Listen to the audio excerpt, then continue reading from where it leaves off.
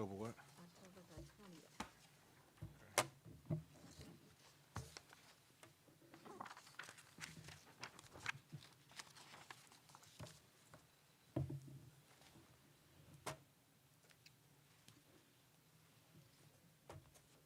What, right now?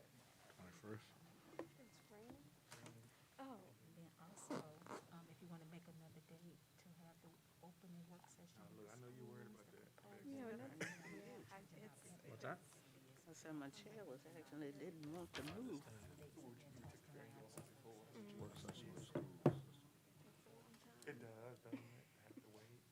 That's actually, Chairman Elliott.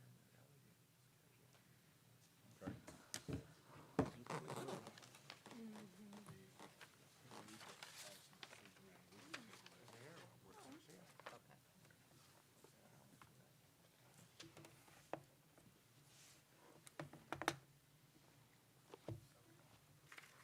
It is. 6:59.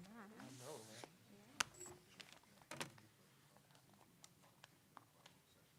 Okay. Sounds great. Thank you. Is Mr. Logan here?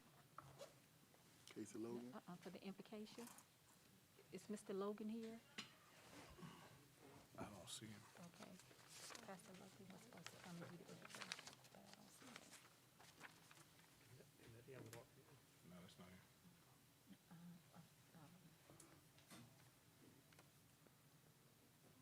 I was looking for Spencer Logan to do the invocation. Oh. Other Logan, different Logan.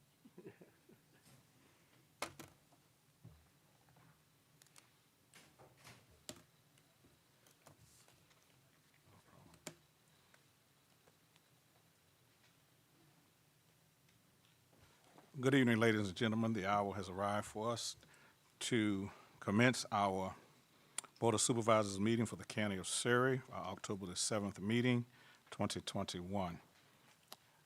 Might we pray? Most holy, wise, and eternal Father, Lord, we come humbly before your throne of mercy and grace, thanking you for this another opportunity to serve our fellow men.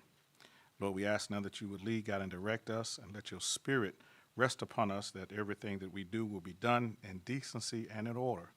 We ask now, Lord, that you would give us wisdom, that you would give us discernment, that we would do what's best for a county called Surrey. We ask now that you would lead, guide, and direct us as only you can. It is in the name that's above every name, the name of our Lord and Savior, we do pray. Amen. Amen. We do now call our meeting to order, and we will have at this time a moment of silence.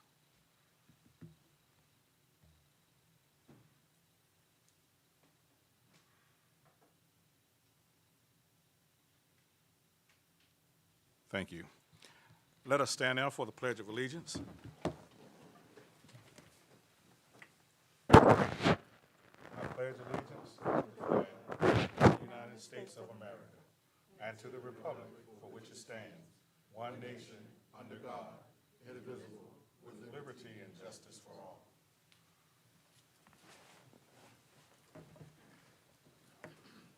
I was informed that we did have Spencer Logan, on the phone, and I do apologize, though he would be in person. Just let's book him for our November meeting. Yeah, thank you. Our board members, we do have before us our agenda for the meeting on tonight. Are there any questions on the agenda? There is one item that draws our attention before we adopt the agenda, and that is the unfinished business, the Surrey County Policy and Procedure Manual. And at this time, we want to table this item until we have our work session for further discussion before we bring it for a consideration on tonight. Other than that one item on our agenda, are there any other questions? If there be no other questions, could we have a motion for the adoption of our agenda? Mr. Chairman, Mr. Howell? so moved. Have a motion, could I have a second? Second. It has been properly moved and second that we would adopt the agenda that's present before us for our meeting on tonight. All in favor, let it be known by the voting sign of aye. Aye. Opposed? The motion is carried. The first item that draws our attention is our consent items. The first will be the Minutes from our September the 5th meeting. Then we have approval for our payables in the amount of $567,591.02.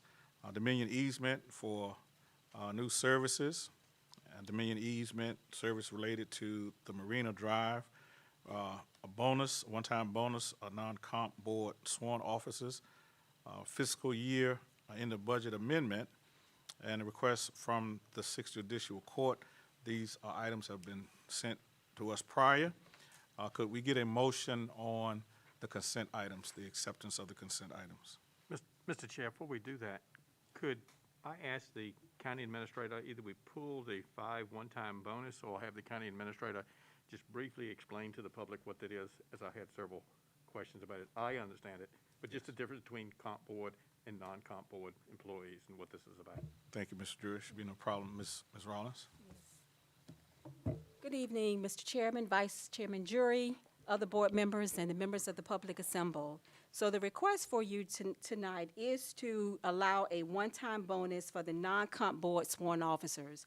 And these are officers that are, we have county deputies that are paid via county funds, and we have deputies that are paid via comp board funds. So the state approved a one-time bonus for compensation board paid deputies. In order to keep equity amongst the sheriff's department, like all jurisdictions are faced with, the request for localities is to permit this also for those deputies that are not paid by the compensation board. So that is the difference. Thank you for allowing that clarification, Mr. Jury. And thank you. Are there any other questions on our consent items? Mr. Chairman, I think you, and maybe it's my hearing, but did you miss number 3? No, I did not. I did enlist that in there. Dominion easement on for one for the Marina Drive and one for Commerce Drive. I mentioned thank both you. of those. Thank you. Any other questions on consent items? If there be none, we would entertain a motion on the consent items. So moved. Have a motion, could I have a second? Second. It's been properly moved and second that we would approve the consent items. All in favor, let it be known by the voting sign of aye. Aye. Opposed? Motion is carried. Next item is our new business, a contract for architect and engineering services. We're going to ask staff now, Mr. Horace Wade, if he would come and present on this item. Good evening, Chairman Elliott, Vice Chairman Drury, members of the board, Ms. Rollins and Mr. Harrison. Tonight, we're asking for the board to authorize the county administrator to execute the contracts that you have in front of you with possible changes made by the county attorneys. At this time, we put out RFPs, requests for proposals for architectural engineering services. We had 4 groups respond. Staff evaluated all the proposals by their writing and in-person, I guess, virtual interviews with the companies. And we would like to extend as staff and from the county contracts to all 4 to offer to distribute those contracts for all those different services. So if you all have any questions, we're here to answer any of the questions. Myself and Mr. Jabri were those we interviewed those applicants and consultants. So if you have any questions, we're here to answer any of those questions you might have. Thank you, Mr. Wade. Just for clarification for the board members as well as the public, could you let us know a little more detail of what the services would be that we're contracting? Sure. Yes, sir. Those services regarding site plans for development, projects that we as a county staff cannot do at this time. Those are projects if we're looking to develop certain properties or helping out with developing the areas that we have slated for commercial development, projects of that nature that we cannot develop by ourselves. Thank you, sir. Any other question, fellow board members? Mr. Chair, I just have a question. Is there a limit on these contracts? Have you put a not to exceed value on these contracts? It is a 1 year, and I believe it can be renewed, but we haven't Right, but I mean, what, do we have a budget amount that we can spend up to per contract, or is it just open? I think there's a limit about, I think at a certain limit, it does have to go to the board. I think is it 100,000? If it's over 100,000 for that one contractor, it has to go to the board. Is that total for the contract, or is it per project Per, of? per contractor. Okay. So it could be numerous projects, but under that contractor, it would be a cumulative of 100,000 for that one contractor. Otherwise, it'd have to go to the board. I just for didn't know if anything we had an original, a not to exceed of like $25,000, you know, and we hit that, we have to go back and, not renegotiate, but do a change order to the contract. Yes, yes, sir. Mr. Chairman, I will also add to Mr. Wade's discussion is, this is something, board members, that you're seeing multiple jurisdictions do the same thing, because large localities and even the small ones just don't have these engineers and architects on staff. So I know localities such as Prince George and Dinwiddie and even Sussex have entered into very similar arrangements. So again, the request is tonight for approval of the contracts as listed. Thank you, Mr. Wade. Okay, and just one more thing to add. One of those projects that to review is to review the solar applications as well. So, you know, some of those applications that you would see, you may not see to review site plans as well. For E&S projects, those are sometimes 1,000 to 2,000 acre projects that, you know, we don't have the time to spend on doing that. So an architectural engineering firm will actually review those. But typically the way we have things written in our plans, that fee is also payable not by us, but by the applicants. So, but still it's our party. So we're the client. And so that's the way that works. Thank you. Okay. If there are no other questions from our board members, the chair will entertain a motion on the contracts from Summit Design Engineering Services, Timmons Group, Bowman's Group, and AES Consulting Engineering Corporations. So moved, Mr. Chairman. Have a motion for the approval of the contracts by the county administrator on these 4 contracts. Could we have a second? So moved. It has been properly moved in second. All in favor, let it be known by the voting sign of aye. Aye. Opposed? The motion is carried. Moving over unfinished business, and we're going now to appointments. We have appointments from the Cosley District as well as the Dendron District tonight, and we're going to turn the floor over to Mr. Howell at this time for appointments from his district. Mr. Chair, members of the board, I would like to reappoint Bertha Thomas to the Surrey County Highway Transportation Safety Commission. She, with her role in the county and the school, she has agreed to serve and feels that she would be vital to serving on the county's behalf. Board, we have before us appointment for Ms. Bertha Thomas to be reappointed to the Surrey County Highway Safety Commission. Could we have a second? We have an appointment. Have a second for the appointment? Second. Been properly moved in second. All in favor, let it be known by the voting sign of aye. Aye. Opposed? Thank you, Mr. Howell. Ms. Thomas has been reappointed. Mr. Drury? Yeah, Mr. Chair, the BZA, I've got to find someone new. The existing guy doesn't want to continue, and I have inquired into the public and waiting for responses back. Also, when talking to the public, just something we need to look into is that Ms. Judkins, who represents Dendron on the PC, her term had expired and it was incorrectly written in the minutes, and I need to go back and revisit that too. So, but I'll be talking to staff about that, and thank you.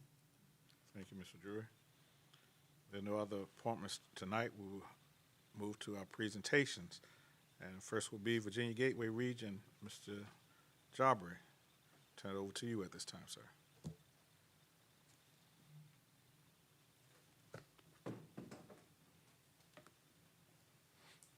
Good evening, Chairman, Vice Chairman, board members, Ms. Rollins, Mr. Harrison, and others assembled. Tonight, we have a presentation from Virginia's Gateway Region CEO and President, Keith Boswell. Thank you.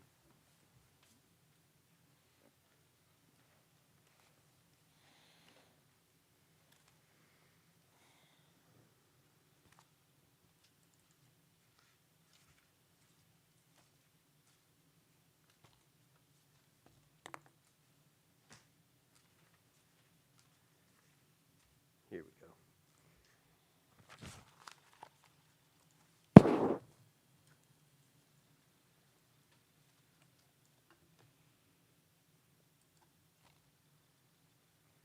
Mr. Chair, members of the board, Mrs. Harris, Mrs. Rollins, Mr. Harrison, thank you so much for letting me come and present tonight. I'm assuming that this will be able to advance. It looks like it's cycling through, unfortunately. Let's see. I only have 4 slides, 6 in total, the front and the back page, so I think we can get through this pretty quickly. But the purpose of tonight is really to give you an update on what the Gateway region is doing and what we plan to do. And I'm not sure why this is not, Excuse me. Ms. Chapman? there we go. Ms. Chapman? May I get you to assist up front, please? Thank you. Here we go, here we go. Got it? Okay, Okay, well, got it. it may not be full screen. I apologize for that. I may not be the best at this. But really, the first slide, I want to just give you an update, a review on who in the world we are. We do a lot of programs. We do a lot of policy kind of stuff. In some sense, we do a lot of stakeholder management. But really, we recruit businesses. We help businesses that are already here expand when they need. We can work with the community as far as like business retention programs. We want to see the companies that are in our region. We want to make sure that they're known, that they have a voice inside the region and outside. We have, if there's trade initiatives that might need to be for a company that might want international trade, we have actually some capability on staff to do that. We can help with workforce development kind of issues. And that means, where the resources are, where their needs are, marrying up those kinds of folks. We actually have one person that is unique in the Commonwealth and maybe even the nation that is with a regional economic development group and a community college. And that person's sole mission is to work with businesses, to hear their needs on workforce, and to see if there's programs available that can meet some of those needs. We started looking for this pre-COVID, hired in COVID, which is, who does that? And now the person's hitting the ground and working with companies on a regular basis. So we're very excited about this. And again, everything that I'm telling you, this is part of what you have to draw upon as a community. Of course, we're telling the story for our region in a robust manner. If you're not getting the news clips that we put together 3 times a week, you definitely want to make sure you're on that list, because these are news items that are for the whole region that are, quite frankly, I'm not sure anybody's ever done that before for our region, and it really keeps you up to date in case you missed it. And so we're doing that, and we're telling the story that this region has got something to say and something to sell and something to deliver. As projects come along, I mean, who knows what it's going to be required to solve some of those projects. It might be a state issue around a regulation, or there might be a tax issue at the state level, or even incentives. Our group can be quickly called upon. We have a deep bench. A lot of us were at the Virginia Economic Development Partnership for many years. We have a lot of friends all over the state and in state government, so we can help with those kinds of things. And really, the last big piece is stakeholder management. I mean, events where we bring folks together. We have our leadership team that we put together as far as stakeholders within VGR. We have partnerships with not only, I mentioned VDP, but with the Port of Virginia and with our some of our communities to the west of us that are also in like situation around manufacturing, trying to attract manufacturing type of companies. We've had consultants come in on and do what we call FAM tours, or familiarization tours, where they actually sort of walk it, see it, and now know about it firsthand. We've, of course, a lot of this COVID has put a damper on that, but to understand what the communities are is very important, and we do that. Something that I'll touch on in a second is product development, site characterization, but also helping develop sites. I'll touch on that in just a second. And we do have quarterly meetings with our county administrators, city managers, and then we also have bi-month, 6 times a year, the same day as our board meeting, we will have meetings with your economic development staff. So Mr. Jabri and his contemporaries around the region get together right after our board meeting to kind of discuss on what's going on in the Gateway region. These are the kinds of things that we do on a day in and day out basis. Let's see here.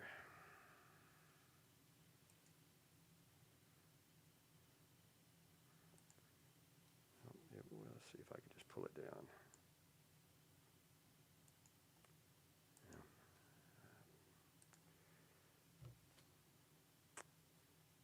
I'm not sure why it's not moving. Oh, here it is. Okay, got it. I'm sorry. I knew you would get there. I thank you. Where's my teenager when I need it, right? So one of the things I really wanted to talk about is this product development. And I know y'all just have a brand new piece of property and a new product, right? So when over the last 3 years, we've characterized all of the sites in the region. All of our sites in the Gateway region, 10 acres or more, has a designation of a tier level.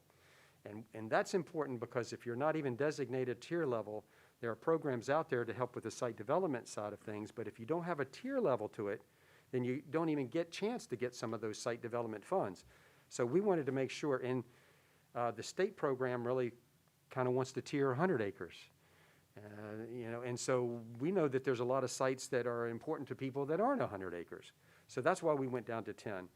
We also have just successfully secured a grant for $1.6 million to develop 17 sites in the Go Virginia Region 4 footprint, which Surrey is part of. And we are trying to negotiate exactly, finalize the list of sites right now. The sites were presented, but there's some that have dropped out and we're allowed to trade in, so there might be some discussion there. But in order to be developed, you had to have it characterized first. So I can talk all day about the site development grant. We went almost a year trying to get this, and we were successful. And quite frankly, our region, the Gateway region, plus our Go Virginia region, with 17 sites, it was the largest grant for site development issued by Go Virginia in the whole Commonwealth of Virginia. So that's something to be excited about. We did go after another Go Virginia grant to do specifically a water study, a water combination sewer study for your neighboring Sussex mega site, and I might have mentioned that the last time I was here. The important thing about that is that that particular site has got good infrastructure all the way around, but because it's technically a mega site, 1,000 acres or more is what in the Virginia, the VEDP looks at mega sites as 1,000 contiguous acres or more. The one deficiency, it gets a lot of looks, and I'm not talking out of school, but there is a project that just announced for Wythe County. It was a glove manufacturer, 700 million, 2,500 jobs. That project, lead contention site, was your neighbor Sussex mega site. If we'd have secured that, it would have changed dramatically the whole 460. The reason I bring up maybe even a sore subject, and I don't mean to be, but the deficiency of that site is water, the volume of water needed for a mega project.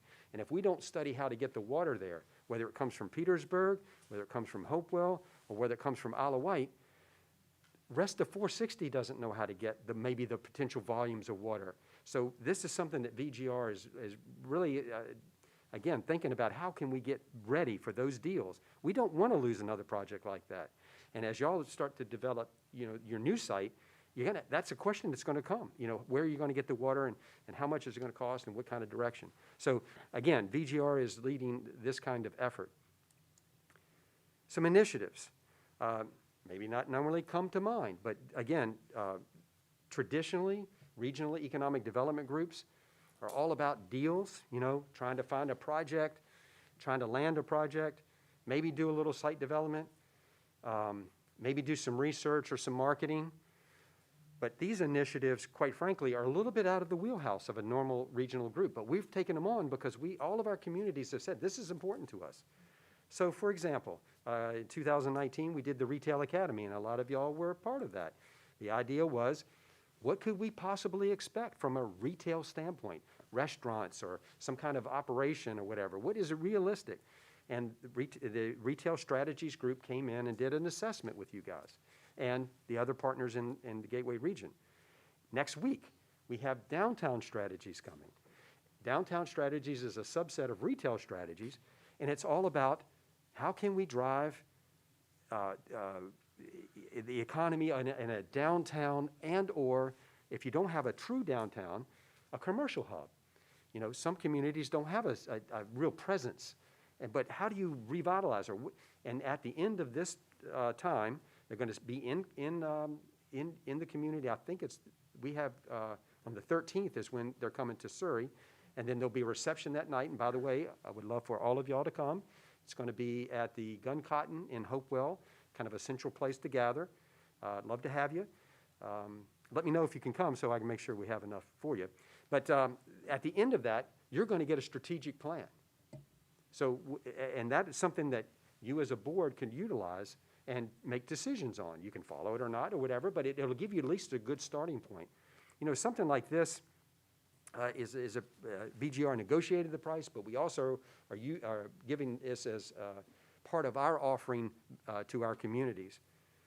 I want to say that maybe my next slide might even have it. I think it's probably around a $40,000 number that you don't have to pay. You know, if you did it on your own, that's what you would do. But because we've been able to negotiate it, that's what we've been able to do. The last time I was here, I talked about the Regional Industrial Facilities Authority, and I think y'all get why that's important. If we do that water project, if there's ever a water project along, it's an awesome thing. But, you know, and y'all have also entered into a RIFA type of thing with your neighbor. So you already understand why this can be a really good concept. Workforce, I told you about this unique workforce position, so I'm not going to belabor that. But that's not traditionally what a group like ours would do. So really, when y'all engage with us, use us as sort of your consultant, if you will, to shore up the things that y'all don't have the volume to do or whatever. I mean, Yoti's, Mr. Jabri is excellent. We really enjoy working with him, and Mr. Harrison before and Mrs. Rollins before that. I mean, this is a really great relationship that we have, but the public-private partnership of this is like, you know, for your contribution, you really get access to $1.3 million budget. Is really what it is, and all those kinds of things that we, you know, have done for that I mentioned in my first slide. I mentioned the Downtown Strategy Initiative, but really the last thing that I wanted to bring up, and I'll end with this, is the multidiscipline team that we have. I mentioned that we have, you know, somebody that understands how to do international trade on our team. That's not usual. I mean, that's just, it's a rarity. We have people that understand financing. We've done infrastructure work, grant writing, sort of recruitment of businesses is probably our big strength because, you know, I spent 22 years at the Commonwealth of VDP doing that kind of work in all kinds of industries. We just have a really deep bench that y'all have access to, and we're kind of proud of that.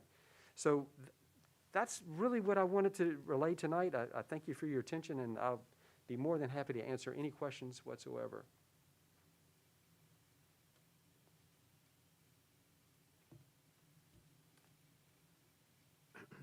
Mr. Boswell, Yes, sir.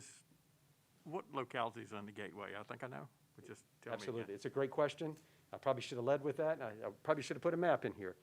But you have Surrey, you have Sussex, you have Dinwiddie, you have Prince George, you have Colonial Heights, Hopewell, and Petersburg.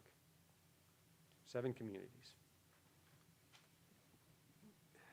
Sussex and Surrey are so different from the remaining They are. jurisdictions. Yes, sir. We don't have, well, maybe Sussex does. Surrey certainly doesn't have major roadway intersections nor railway intersections, such as Petersburg and Dinwiddie. So our focus right now is still on building a foundation of small businesses. Does Gateway have any capacity to help small businesses? Yeah, so, you know, it's traditionally, it's not in normal regional economic development groups' wheelhouse. You know, usually that work is done traditionally by the locality themselves. But in our strategic plan, when we finished our strategic plan in June of '20, and the board was very clear that they wanted us to pay more attention to those businesses, those smaller businesses, signature retail, if you will. You know, something that is not, not necessarily the Hardee's, but it might be, you know, something like your concept of maybe even a supermarket center, if you will, you know, that kind of concept that y'all have been talking about. So not necessarily the supermarket itself, but maybe how do you have places that is more of a destination kind of thing. So it might have a restaurant and a retail establishment and, you know, a gas stop and, you know, those kinds of things could fall under that. So we're actively looking for those kinds of things. You know, the really great thing that y'all have done as a board is find a piece of property that touches 460. I mean, that is fantastic. And I am convinced that 460 is a jewel. I think that we're getting enough traction that on the 460 corridor to make that case. It's not just about, you got to get to the interstate. Yeah, interstates are very important, but this is like, well, I mean, people I talk to know 460 just as well as they know 64. And actually, they prefer 460. So again, thinking about getting to 460, which y'all have done, is a really great step. And we'd like to help, as a matter of fact. And I'd like to go so far as to help you get that site characterized. I mean, that's something that I would like to do because we think that we can leverage what we have done in the past for the other characterization sites that were done before y'all were even, if that site would have been in the mix or available to put in, we would have done that back. So we'd like to extend that. We can't do that for all the sites that are going to come for the future, but that site is going to be important for us as an organization to help promote this region. So we'd like to, you know, offer that for you. What I really was fishing for is that this evening we have owners of a local winery, so I'm talking that type of retail. Anything in that gateway for Well, that? if it's the winery that has the destination with the world's largest That would be it. goat tower, you know, I think that there's some, so that's kind of a destination place. So we'd love to, let me say it this way. If it's important to you, let us figure out if we can be part of that. You got a good team, you really do. And, you know, all it takes is a phone call and we're on it. And if Mr. Jabri calls, I hope you'd say that I would always pick up. I always, you know, we understand what's important for y'all is, and again, it's difficult because if it was a one-off Hardee's, it may not be, y'all may not want us to do that. But if there's something else, you know, more to it, you know, we really like to get involved because we like to solve problems. I've enjoyed being with y'all. Thank you, sir. Thank you. Thank you, Mr. Boswell. Mr. Chairman, if I may also help answer Mr. Jury's question, because Mr. Jury, you posed a question as to what can be done to help business locally. And one of the things that Mr.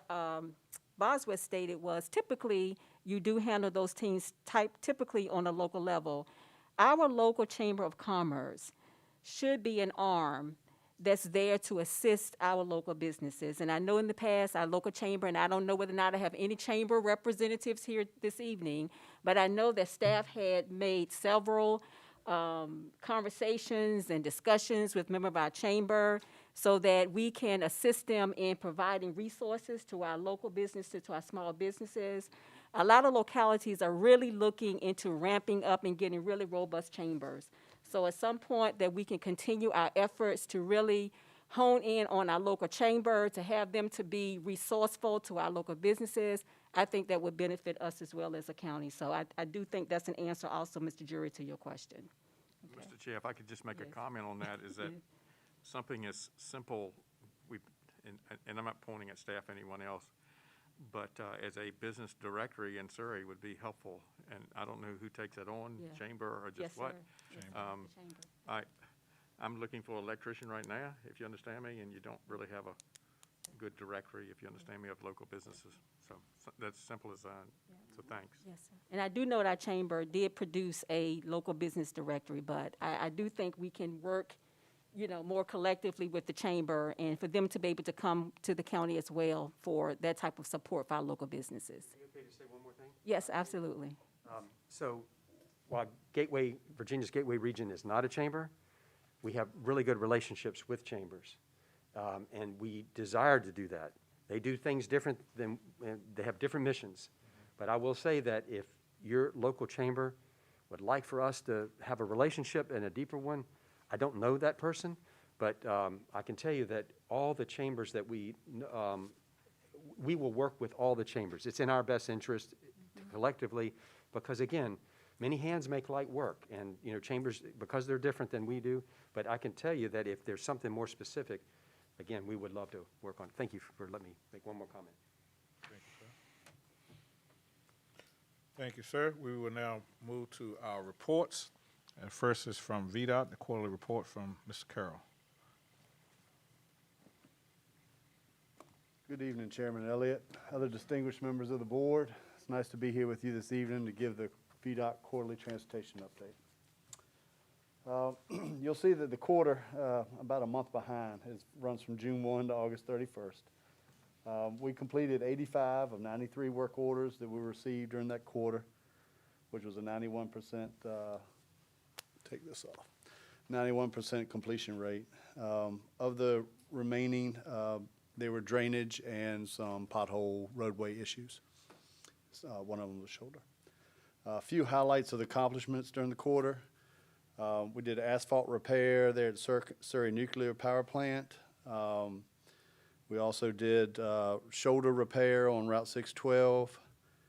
We surface treated or resurfaced Route 630, 614, 612, 609, 610, 627, 603, and 616, utilizing 800 tons of number 8 stone, which equated to about 60 miles of resurfacing. That's your tar and rock, your secondary road resurfacing.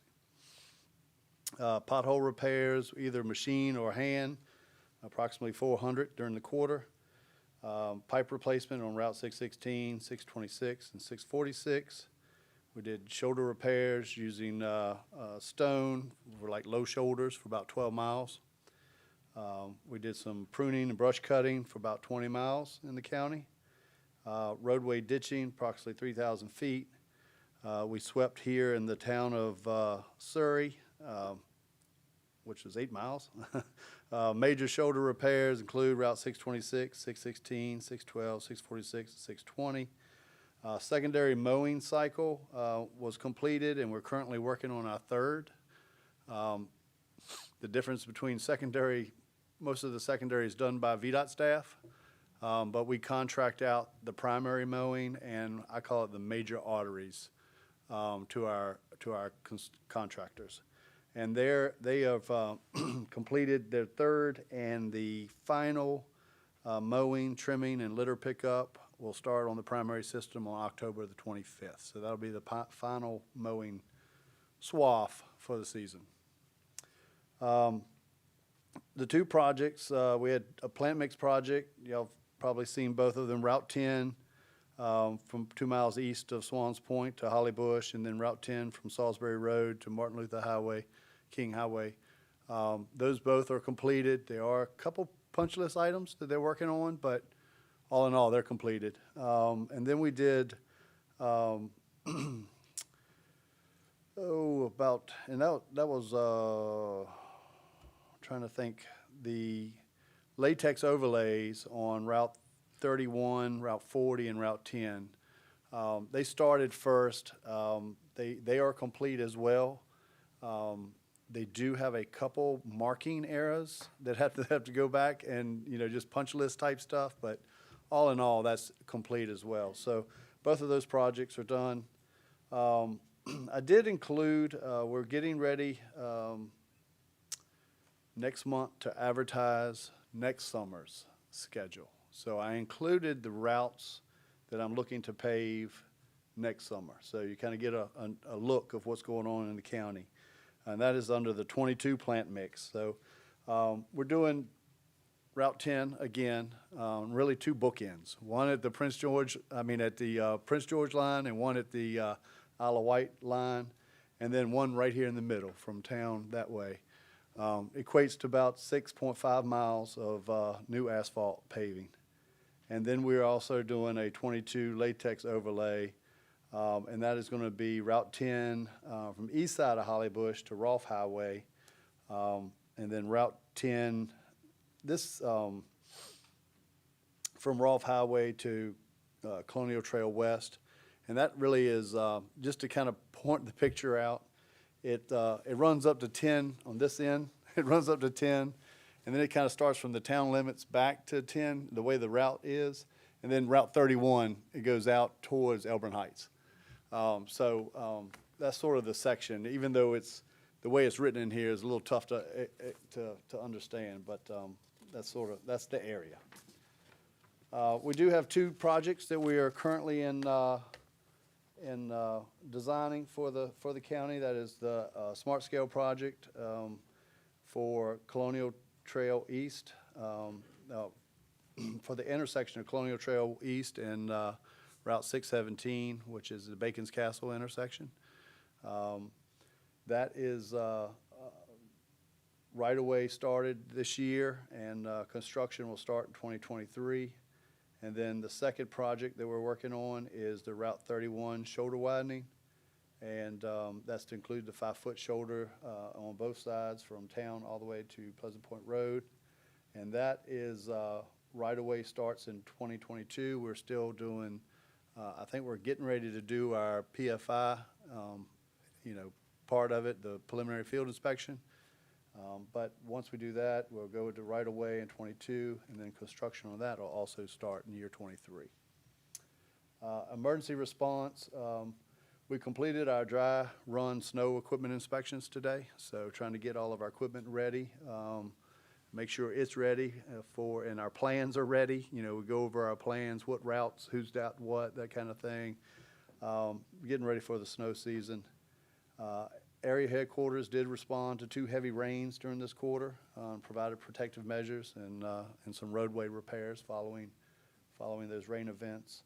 And we also responded to 8 roadway accidents and provided traffic control or either detours during those events. So that's sort of a synopsis of what went on in the county from VDOT standpoint, and I'd be glad to take any comments or questions if the board may have.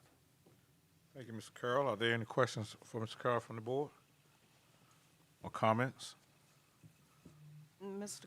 Chairman, Mr. Carroll, I've noted that there are some signs that are being hidden because the bushes and the trees are growing up in there that are,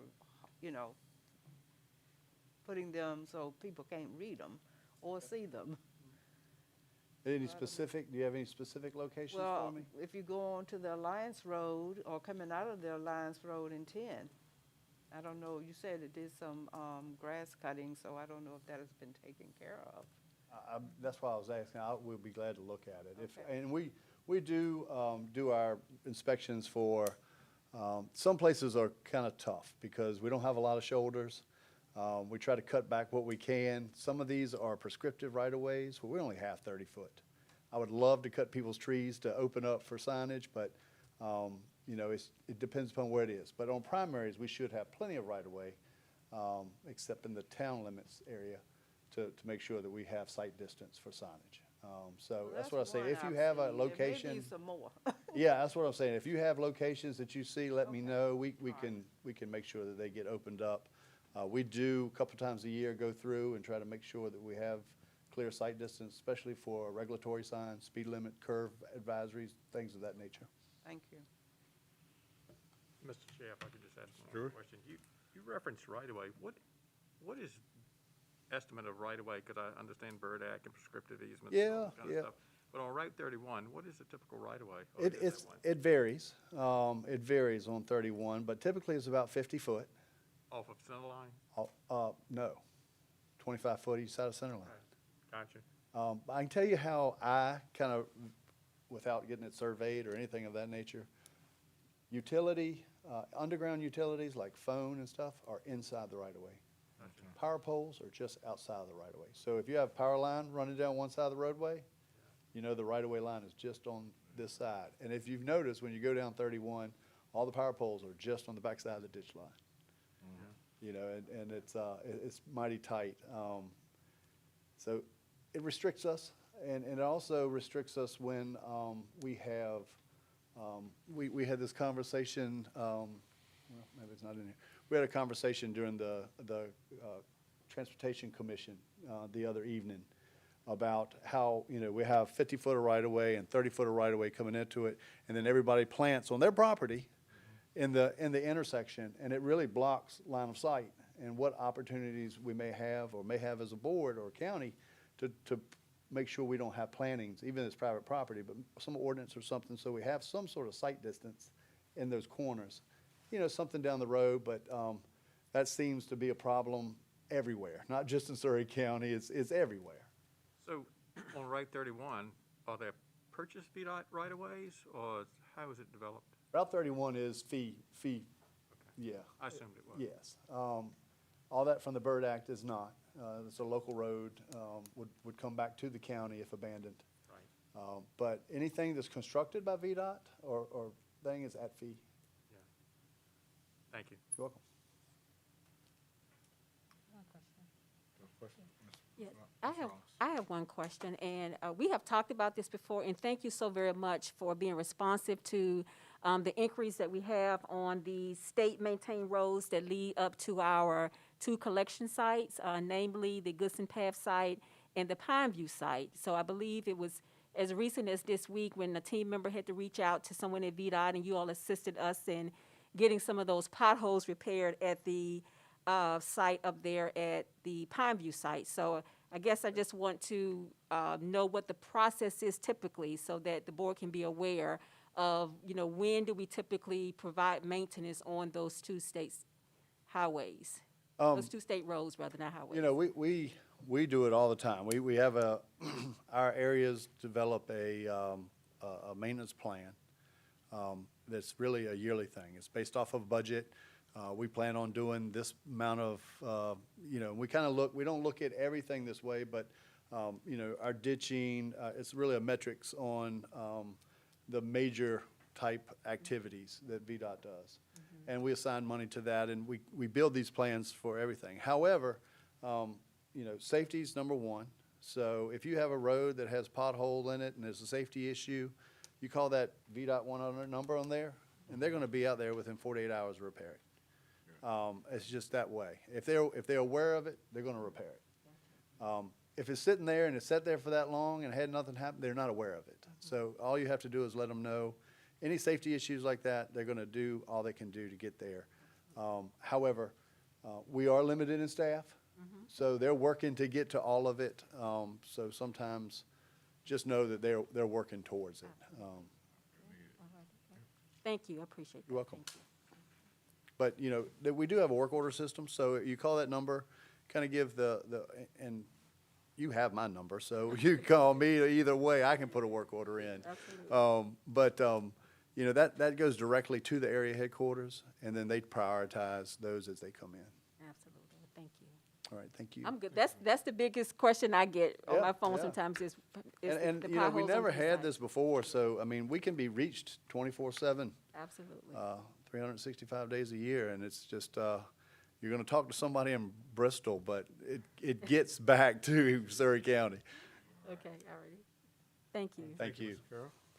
Mr. Chair, the widening of 31, the 5 feet on each side, Yes, sir. that was approved prior to me coming in. Is there a public hearing on that? Does that require, or have we already done that? There will be, I have to look at that one and see, we're not at that, we don't have the design for that yet. But there will be some sort of public comment. I don't know if we have to Normally, we post it for 30 days for public comment, and then if there's a hearing that is required, we'll go from there. Most of the hearings is really about design, you know, the way it's designed, what it's going to affect, those type of things. However, before, when the project, the application was submitted by the county for the project, I think the county took some steps in determining, and I know we did some assistance with some consultants looking at different ways of doing things. So, you know, and from that, there was a decision made, and which went through the smart scale system. It did score well, and it received funding, which is a good thing. So, but yes, I can't guarantee it, because if no one will post it, if no one wants it in 30 days, then we can waive willingness, is what it's called. Thank you. Thank you. Thank you, Mr. Carroll. Next item is the rural broadband project update, and we have Mr. Casey Logan here to report on that. Thank you, Chairman Elliott, the other Board of Supervisors, Ms. Rollins and Mr. Harrison. Thank you for having me here this evening. We're in the 9th inning of this baseball game, I believe. The Dodgers won.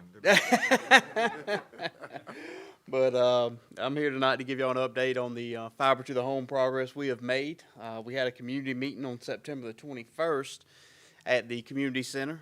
We did have a handful of residents showed up. Wasn't as good as a turnout as we'd hoped for, but we did get some residents to show up, and we were able to showcase our new cooperative living room, or our education center. And that opened up this week, and we've already had sign-ups for this week, and we'll be carrying them on out through the end of the year, where we will staff that room Tuesday, Wednesday, and Thursdays between 12 and 5 p.m. We do ask that residents make an appointment through our website, just for, you know, COVID and sanitation purposes. After each member, we can wipe everything down, but that'll be staffed from 12 to 5 Tuesday, Wednesday, and Thursday. Currently, we've deployed over 300 miles of fiber optic in Surrey County. We've passed over 3,000 homes, and we've had 1,160 sign-ups to go along with our marketing efforts to get the word out more about the education center and about the rural band product. We're going to start utilizing the Sussex and Surrey Dispatch a little bit more to try to get the word out, as well as our direct mailers that we do. You might have seen the postcard styles we do, and social media. That's one thing we still feel like we can improve on, is getting the word out to the residents of Surrey County, letting them know the availability. And if nothing else, get them into the education center so they can see what we have and see how it, you know, can benefit them at their homes. So we're on pace by the end of the month to finish all of our VATI requirements. And at the end of the month, we'll pass 4,100 homes. Originally, we thought there were 3,600, and I think we went off of some census data. But after all the engineering had taken place, it was over 4,100 locations. So that's fantastic. We had 500, you know, locations we didn't even know about that we were able to get and offer the broadband service to. So all that's on schedule, and hopefully come back here in November and say we're all done, and now we just have to hook everybody up, and that's really what stage we will have left, is to get everybody hooked up with all the sign-ups and construction we have left on the hookup side. Thank you, sir. I see you all are working diligently in the town of Claremont, so I'm pleased to see that. Yes, sir. Yes, sir. All zones are open, by the way. I should have mentioned that. When I say all zones are open, anybody in Surrey County can go ahead and sign up and fill out an application, and that'll get processed through. So we're taking applications for the entire county now. Mr. Chairman. Yes, Ms. Logan. I have a question for Mr. Logan. When you were here last, you said I should be hooked up by the end of August. Well, I do know that we have the if I said that, Miss Little, I apologize.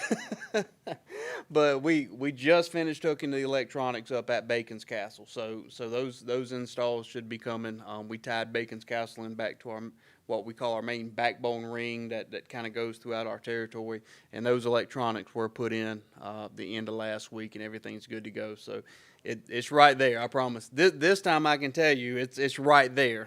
I won't promise you a date of installation, because you'll remind me of it next time I come back.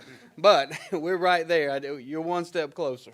I am, because there are those boxes on the other side of the road by the poles, and then there's this little black attachment on the pole. So I'm thinking, okay, it won't be long now. I'm gonna see somebody come through, and I was reading, it's called splicing.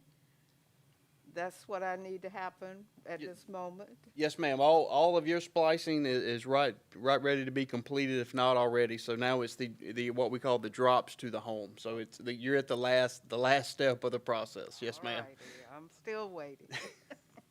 Thank you. Yes, ma'am. Mr. Logan, if I can ask a question, I live between the town of Surrey and the ferry, and we have the boxes along our road.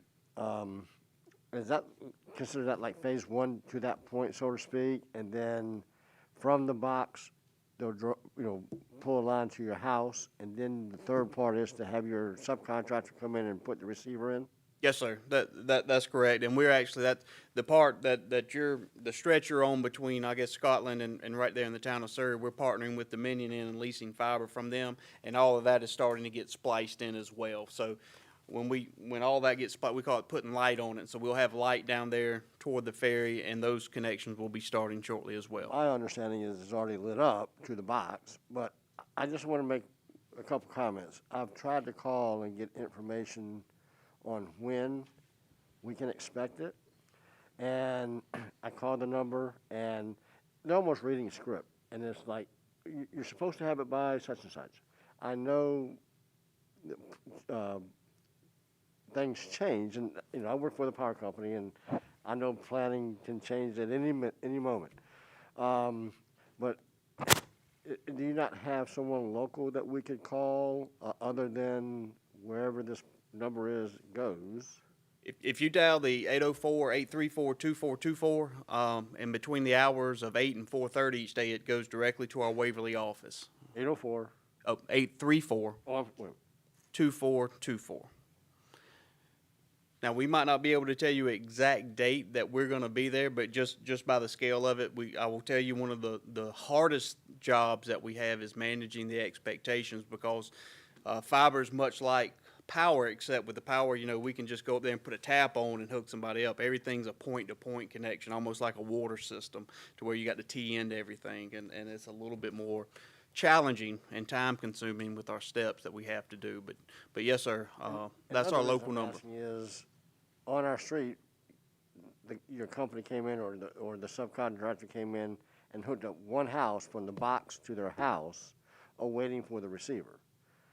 We have, almost all of us on our street have been applied. I mean, it seems like you're bouncing around just as a planning stage.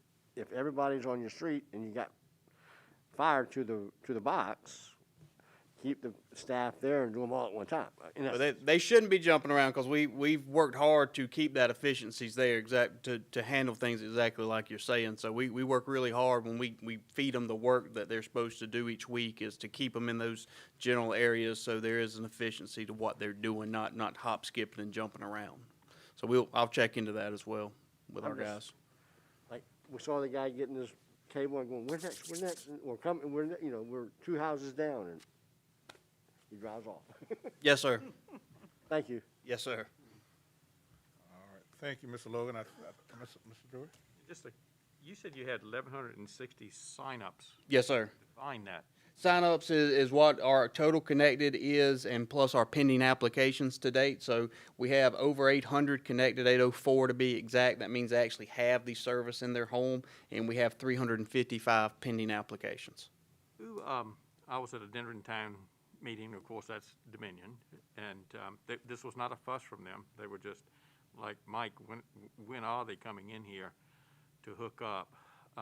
Some of them said they got flags in their yard, and again, it was not a real, they're excited to have it. Yes, sir. But they were, Mike, do you have any indication? And I told them you were coming here, and I would ask the question. They said the flags are rusting down, and just wondering, they're getting tired of mowing around them. I understand, and I will tell you, Dendron has been a unique area for us, given that on the Dominion side, basically the pole is filled up, and then Verizon owns their own poles on the other side of the street. So we've actually had to bore perpendicular to the road right there on everywhere we went. So we have to I think we have over 15 boards going under the road right there to our boxes, and then we're distributing off of those to get to especially some of the back areas right there. So, and that we try to keep that efficiency there, because the worst thing we can do is put a flag in someone's yard and they think that it's coming, and then it's 4 months later and they say, wait a second, what's taking so long? So we call it a slinky effect when that happens. You got one part of the process here, and then the other part's lagging way back here, and so we're trying to tighten that thing up a lot more. But Dendron is its own animal. No, I understand, and they understand that too, because they understood the boring, and they told me about the boring. But anyway, so when should they be lit up, do you think? After clear out. Our goal. You take care of your district.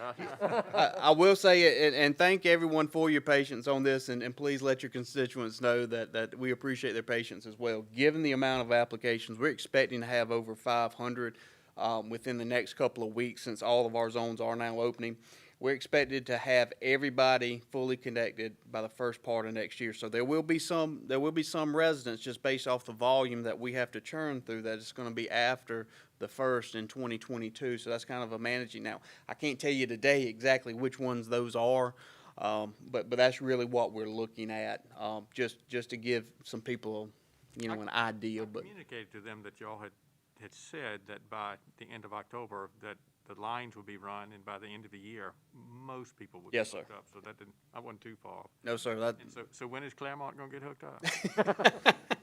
I don't know. I'm gonna have to go look up a bunch of addresses tonight for all the board of supervisors. And And thank you. yes, sir. Mr. Logan, I have one question, and I'm glad you mentioned that, because that was one of my questions. But my question is, after, let's say, the first part of January, so right now, there are certain residents who are just not going to apply for the service.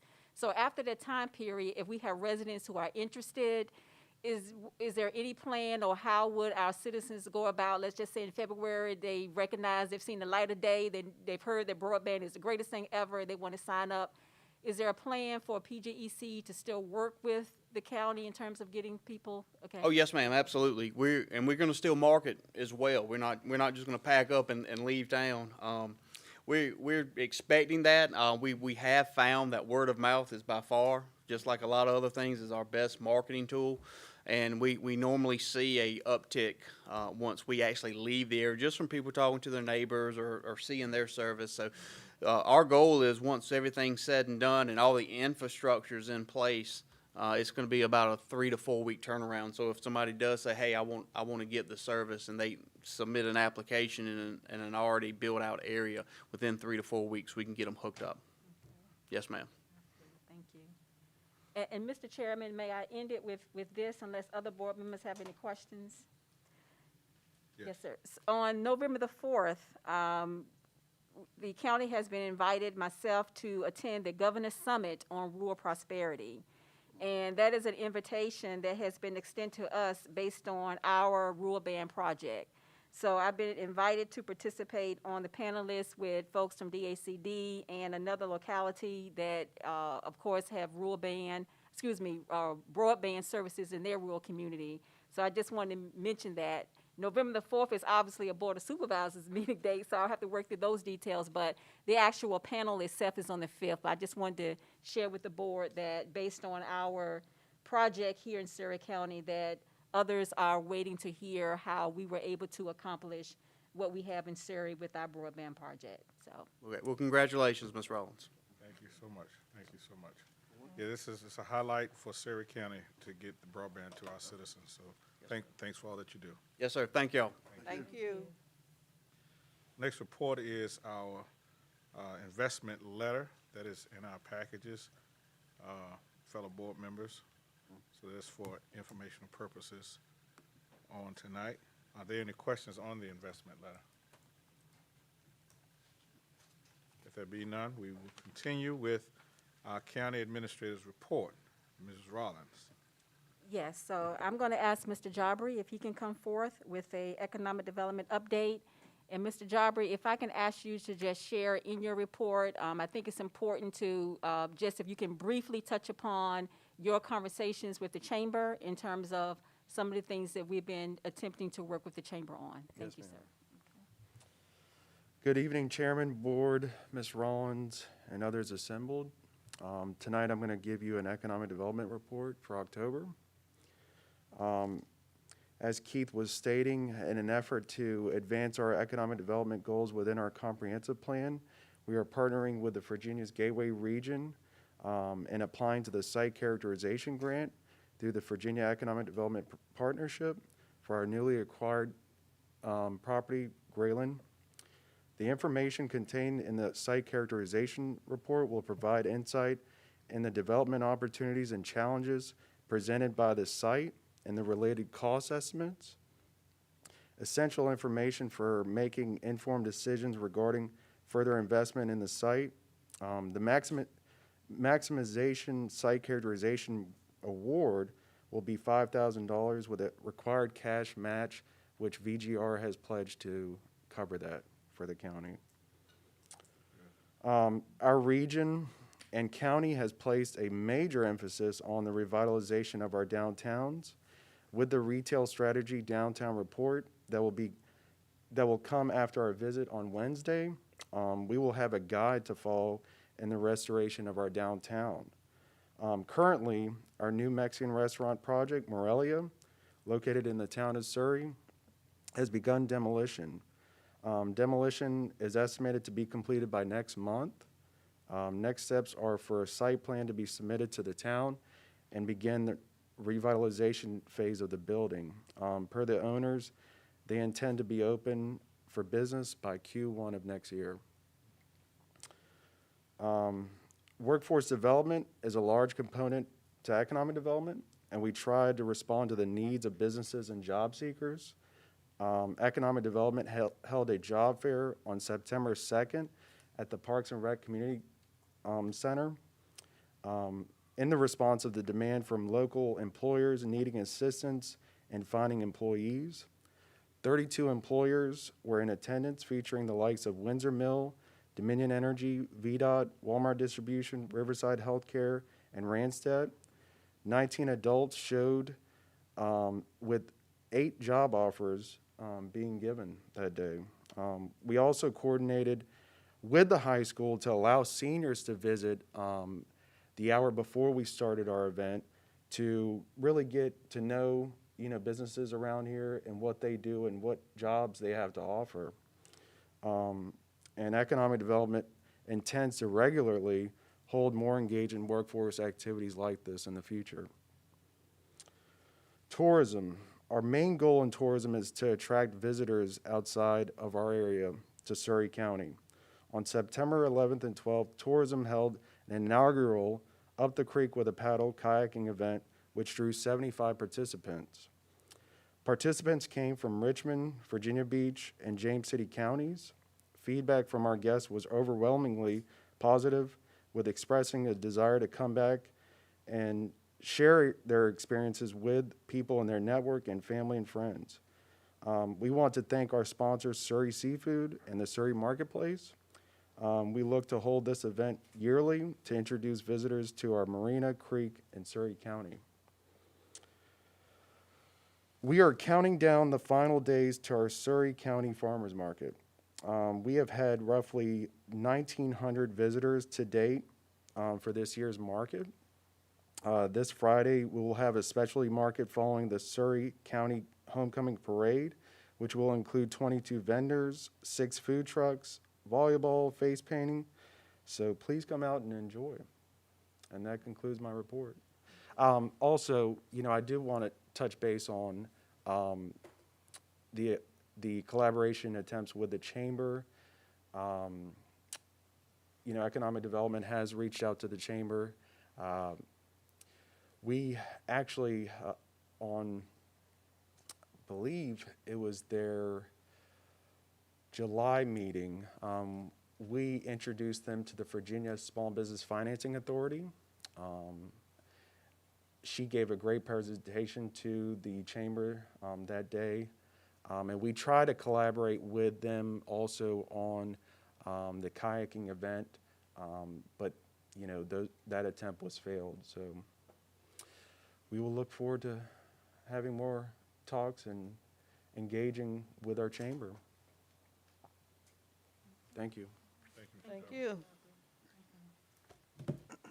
Mr. Elliott, board members, Mr. Jarbri and Economic Development Team, Ms. Burnshausen, Ms. Golston, who works with Workforce Development, they are really doing some very innovative things to advance economic development here in Surrey, and we are certainly appreciative of all those efforts. And I don't know whether or not a lot of us in the room have had the opportunity to take part in some of these activities.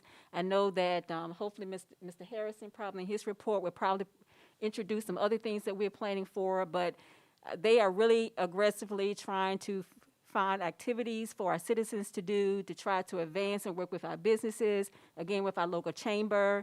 And I just want to say, you know, we do applaud all your efforts.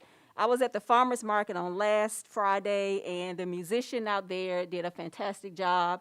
And I just want to just put a plug in for the farmer's market and just to encourage citizens and board members. I know that when you're talking with your constituents, please encourage them to support, because a lot of things are just as good as what we put in as what we get out of them. So I strongly encourage our citizens to support these events that are being so meticulously put out by our staff. Thank you. Thank you, Ms.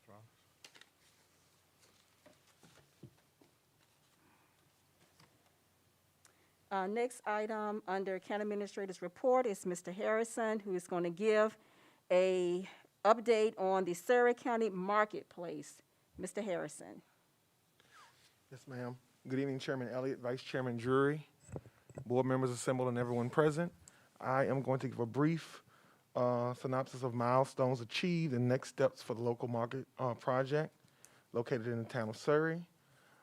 In April of 2021, Surrey Marketplace, the EDA, and the county entered into negotiated a performance agreement for Surrey County's commitment and investment into the local marketplace project. On July 28th, the Governor Northam announced that Surrey is one of 15 recipients of a grant for Virginia Food Access Investment Fund. On June the 6th, Virginia Community Capital visited with Mr. White, Mr. Jarbri at the local marketplace to discuss the local market project. In June of 2021, a new timeline was submitted to the Oversea Foundation for the local market project, and the time frame that that Oversea standards expires would be November, but a projected timeline of completion end of October. On July 29th, Economic Development scheduled a meeting with consultants from St. Paul's Community Development Corporation regarding the local market project. On September 2nd, this is great news for us, the Jen Ann Foundation advised that their funds could now be used towards any expense to project or propel the local market project forward. In September 2021, Mr. White and Surrey Marketplace LLC has met with Virginia Food Access Investment Fund to discuss the local market project and food access grant. So I know it's a lot of moving parts. It's several. First and foremost, this project is grant funded primarily. The county is putting a match towards the project in the amount of $300 that is secured in refrigeration. So Surrey Marketplace has not received any local dollars to date from Surrey County. So if that's that's a common misconception. It's not true that he's received, or the organization or LLC has received any local dollars from the county. We are now able to leverage the $107,000 from the Jen Ann Foundation to further advance the project. And I actually had a conference call with the Oversea Foundation today, and they are agreeing to relax their standards as well. So that should be good news for us, that we can kind of keep that project moving forward. Actually, the two foundations are agreeing to kind of have a collaborative meeting to kind of put minds together to see what can be done to kind of progress the project immediately. Next steps would be approval of the Jen Ann agreement that the board has before them tonight to designate $107,000 towards the interior build-out or any improvements for the local market project. The EDA would have to elect officers and approve the agreement and regulate the distribution of funds. One thing that was in next steps has been accomplished already, and it's a request from Oversea to allow standards to be relaxed, and that has been done. and the lease agreement would be executed, and the EDA would purchase equipment after the interior build-out is completed. So that would be the last step before opening, a grand opening. And I would be able to entertain any questions as it pertains to the local market, with just a reminder that we are asking for approval of the agreement from the board, and the amount of $107,000 towards the build-out of the local market. Mr. Harrison, this grant, you asking for approval from the board to release this grant to the EDA to be used for the marketplace? Yes, sir. Are there any questions from the board of Mr. Harrison on the Gen Ann grant or any of the presentation he's made tonight? Mr. Chair, I've got one. And Mr. Harrison, I know that there's many moving parts and everything, and I understand that. But you said something about OBC and Gen Ann getting together and discussing a timeline. Did I hear that correctly? So they've changed their standard. So originally we were operating to where we had restrictions for uses. Gen Ann and OBC, they have had different restrictions. So they're going to meet to, of course, they're both agreed to release their restrictions. So that means we're going to have to kind of revise some of the guidelines so he can go ahead and move forward and use those dollars immediately to go towards the project. So basically they're lessening their standards or restrictions so the project can progress. Could we, and of course, I'm just one board member, but it would be great after the dust settles on that to develop a timeline between all the grant holders, Correct. the county and Mr. White, Yeah. and have it signed and. That's what's planned to be done. A timeline, and Mr. White has also agreed to, after we've gotten with the two foundations and himself, he's also agreed to a community meeting so we can kind of explain to the community this process, how everything's going forward. I was thinking about more board meeting. That could be done too. Yes, I sir. want to see something in writing to hold his feet to the fire because it's been lingering and public is asking. So Yeah. Okay. That's fine. thanks. Any other comments or questions of Mr. Harrison? Mr. Harrison, with this new information, do we have an estimated grand opening date? Well, first of all, we have to have a EDA in place Right. to move funds. Right now, we don't have a chair or a vice chair, so I can't give you any dates until we have a EDA chair and vice chair who can sign off on the agreement and transfer the funds. Once the funds are transferred and received by Surrey County local marketplace, then we can have further discussion on timeline. Thank you. You're welcome. Board members, we have before us the agreement for the Gen Ann grant to be released to the EDA in the amount of $107,000. Could we get a motion on this grant? Mr. Chair, so move. Have a motion that we would approve the Gen Ann grant for $107,000 to be released to the EDA for the Surrey marketplace. Could we have a second? Second. It has been properly moved in second. All in favor, let it be known by the voting sign of aye. Aye. Opposed? The motion is carried. Thank you, Mr. Harrison. Yes, sir. And while I still have the mic, Ms. Rollins wanted me to give an update regarding community events. I had the opportunity to meet with the Parks and Rec Advisory Committee as well as Mr. Darrell Rawlings on Parks and Rec staff, and we've been working diligently to provide new courses and classes and other opportunities for development and cleaning up some areas around Parks and Rec and recreational spaces in the county. On Tuesdays, we've secured Zumba and group fitness from 5 p.m. to 5 p.m., 6 and 7 p.m. So basically, 5 p.m. to 7 p.m. there'll be fitness courses on Tuesdays. On Thursdays, there'll be the same 5 to 7 p.m. Fitness courses. Saturdays, extreme step fitness at 7 a.m. We do have a gentleman local, Mr. Everett Mayo, who has agreed to provide art classes on Wednesdays and Saturdays at 10 a.m. And Mondays, we have a local person who has agreed to do indoor soccer. And Fridays will be open gym.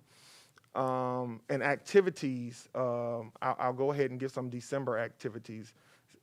December 4th, we'll be working with Just for Kicks Cupcakes, Economic Development Department and Parks and Recreation. They will be hosting Santa Claus for the children for 10 a.m. to 4 p.m. And then we will transition to the courthouse for tree lighting. December 15th, State of the County Address given virtually. December 17th, Holiday Specialty Farmers Market. December 18th, Holiday Concert. So that's just kind of a synopsis of some forthcoming community events. Thank you, Mr. Harrison.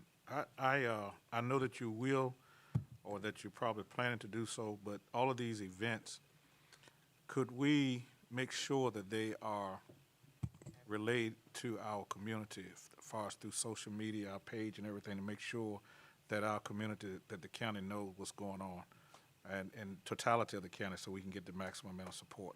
I like what I'm hearing, the different events that are planned, but we need to make sure our people know about them. Yes, sir, we'll do so. Thank you, sir. Ms. Rowland? All righty. Yes, thank you, Mr. Harrison, for that update as well.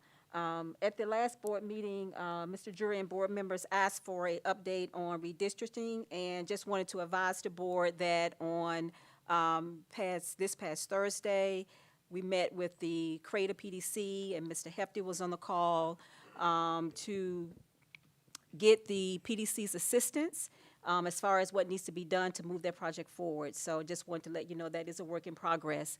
And the district has been asked by other localities to work on that, so they understand that we have asked them to do that, and they are very much willing to assist us in that process. I see that Sheriff Turner was here. I'm not sure if he still is here, Sheriff Turner, but he's here. Sheriff Turner, you can come on up and ask the board for your request for Halloween 2021, sir.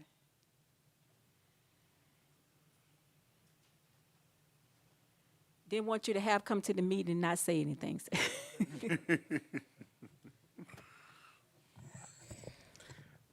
Chairman Elliott, Mr. Drury, and other board members assembled. Yes, I submitted a letter to our county administrator, to staff, and regarding trick or treat being, or Halloween, excuse me, being on the 31st this year, which is on a Sunday. And we're actually making a request that the board actually adopt that we celebrate Halloween on Saturday, the 30th, instead of the 31st. Thank you, Sheriff.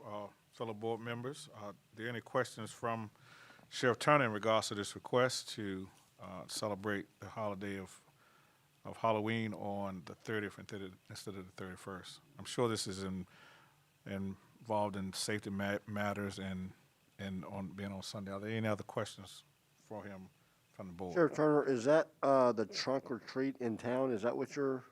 No, the trunk or treat is actually gonna be on that Friday. We're gonna have it on Friday. We had initially had it for Saturday, but we're gonna actually move it in conjunction with our last farmers market, which is gonna be on the 29th of October. But we actually wanted to celebrate, the ones who will or maybe try to still attempt to go door to door trick or treating, having that on a Saturday instead of Sunday. I don't know if y'all remember a few years back, we did have it on Halloween. We had that church that was actually burnt down on Rocky Bottom Road. I'm doing trunk or treat, and so we just want to make sure that, that we got the deputies who would be available to be on patrol and be out there on force. And I think having it on Saturday would probably help in that matter. So So the kids get double candy, Friday Yeah. and Saturday. if they decide to do it on both days, but hopefully we just do it that one day on Friday, and it won't be that many people out on Saturday. So. But that's my request. So. Sheriff Turner, just explain the request a little bit more. In other words, I know that you can't force people to do things, but again, I'm kind of like Mr. Calhoun was saying, what's going to happen on Saturday night? Just regular Halloween trick or treating for those who celebrate Halloween and trick or treat, go door to door. Surrey? Yeah, in Surrey County. Surrey County or Surrey the town? The whole Surrey County. Well, the reason I was asking you that, I was at a meeting in Dendron this past Monday, and they're celebrating it Sunday. So, so anyway. Would there be any, just communicating with you, there wouldn't be any restrictions on anyone that wanted to do on the 31st? You're just asking that the county would observe Halloween on the 30th. I just want to be, and you may talk to them down there, it doesn't matter to me and everything. I think they're doing that trunk or treat, because I asked them to I thought it would have been on Saturday too. They said, no, sir, it's Sunday night is what they're doing it in Dendron, so just making you aware of that. Thank you, because I didn't know. I would chat with them, so. Yes, board members, what typically happens is the newspapers will call us and ask us what date is the county observing Halloween on for those purposes. So I think we just wanted to get the board consensus on the front end to say that Surrey County is actually celebrating on the 30th as opposed to the 31st. So other jurisdictions, for various reasons, make the decision to do it, not on the 31st. This year happens to be on a Sunday, so just so the board would be aware. We just asked for I don't know whether or not we needed an emotion or form of consensus, but it's for awareness and for your approval. I think we can get a motion on the county observing Halloween on the 30th, and there still won't be any restrictions on anyone that want to observe it on the 31st. County observation. Could we get a motion from the board on this item? Mr. Chairman, I move that we would celebrate Surrey's Halloween events for this year, 2021, on Saturday. Do you have a time, or does it, no time? Okay. Have a motion that the county would observe Halloween on the 30th of this year. Could we get a second? Second. It has been properly moved and second. All in favor, let it be known by the vote sign of aye. Aye. Opposed? Motion is carried. Thank you, Sheriff. Thank you. Stay safe. Sheriff Turner, those hot dogs that you enjoy, grill right now is scheduled for Sunday evening, so get them straight. So we Okay, can come thank down. you. And Mr. Faison, Mayor Faison, is that correct? That's who I speak. Thank you. Next, we'll have Mr. Ray Phelps, Chief of Emergency Management, to come and give us a emergency services update. Good evening, Chairman of the Board, board members, Ms. Rollins, Mr. Harrison. I'd just like to come to this evening and give you a quick update on roughly 3 categories of things that we're working on at this time. First, I'll give you our COVID update. Currently, we're at roughly 572 total positive cases for the entire COVID last year and a half, 2 years. So we are the lowest in the region as far as positive cases. One of the great things is we've only had 1 new case over the last 7 days. Can you say that number one more time? Oh, we're at 572 total positive cases. Also, Surrey County has only had 1 new positive case over the last 7 days, which is we're decreasing, so that's good news.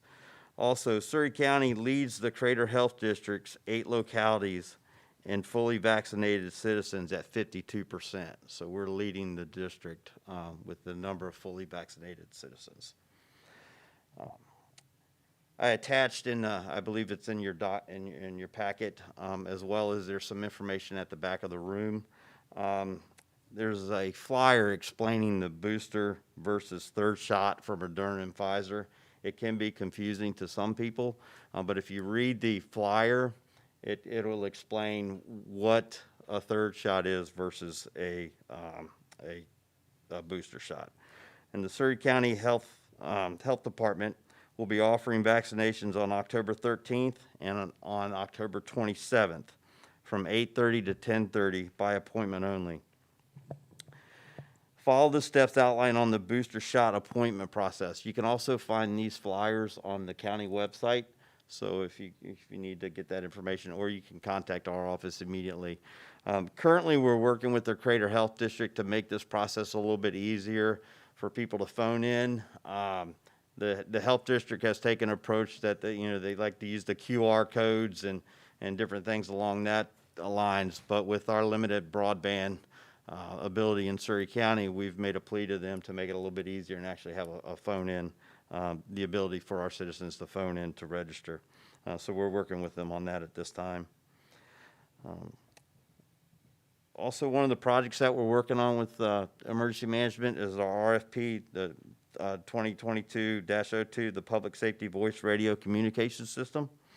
The RFP has moved along well, and we have entered the final stages of the process. This past week, we began providing documentations for questions from the prospective proposals or prospective vendors. The next step is that all proposals are due by November 4th at 1500 or 3 o'clock, at which time we will conduct the bid opening. So November 4th, all the proposals are in. It looks like we have 2 companies that are going to be submitting proposals. And so we're looking forward to the next step in that process. This is much needed in the county for both, for all public safety, both law and EMS and fire. Our VOPEX drill is coming up quickly. Surrey County is preparing for the 2021 VOPEX drill for the Surrey Nuclear Power Plant. Our dress rehearsal is October 14th, and the FEMA evaluated drill will actually take place on October 26th. We have several new staff members this year and have been working with Dominion Energy and the Virginia Department of Emergency Management on many aspects of training to better prepare for the exercise. We are looking forward to conducting this year's drill at our new emergency operations centers. But one of the things we did just recently find out was with having a new center, there's an extra evaluation that goes on there, so they have to come in and evaluate the center to make sure that we're up to standards, which we have no problem meeting that. So, but we're looking forward to conducting that drill, and we've got a lot of good team members, a lot of good support, and we've made a lot of changes over at the new EOC that we were unable to do at the previous EOC. So it's gonna be a good event. So, but thank you very much. Thank you. Thank you. Thank you. Yes. And we definitely want to thank Emergency Management for their role in making sure that our citizens are connected as it pertains to the COVID-19 information. So again, Mr. Phelps working with the Crater Health District to make sure that if you can't call the health district to get an answer to your question, you can call Emergency Management. So thank you for putting that information on the flyer. Okay. Mr. Chair, if excuse me, I'm looking at, I wanted to call you Ms. Chair, but that's not right, is it? So That's not right. Yes, sir. So I did have an elder to ask me about boosters and who she would call, so that information's on that flyer, It the is, number he yeah. should call. So, Yep. thank you. Absolutely. If they have difficulty, they can call our office, and we've had to register people because they don't have the broadband capability. We just I have to. understand. I think we've built that trust where they're giving us the information so we can register them. So we have that ability to do that. Yeah, this gentleman was pretty concerned about it, and I understand, so, thanks. And Mr. Chairman, earlier you had asked about the ability of county staff to be able to communicate events and engagements to our citizens. So I'm going to bring forth a solution. I'm going to ask Ms. Lauren Chapman to come forth. And while she's coming forth to talk about the next item that's on the administrator's report, Ms. Chapman, as you all remember, we shared in the previous work sessions with you that community engagement was definitely high on, I'm sure, the Board of Supervisors' priorities, in addition to administrative priorities, including all the various departments. So Ms. Chapman, of course, is going to be working with Information Technology and Support Services to make sure she is our community engagement guru in terms of making sure that our social media is on point, to make sure that our website, when it gets updated, and she has already started to work with Mr. Brown in this role. And with that stated, I did introduce earlier to some board members, and raise your hand or stand, Ms. Pierce, Ms. Dorothea Pierce, who is the county's executive assistant to county administration, who Ms. Chapman is certainly training in that role.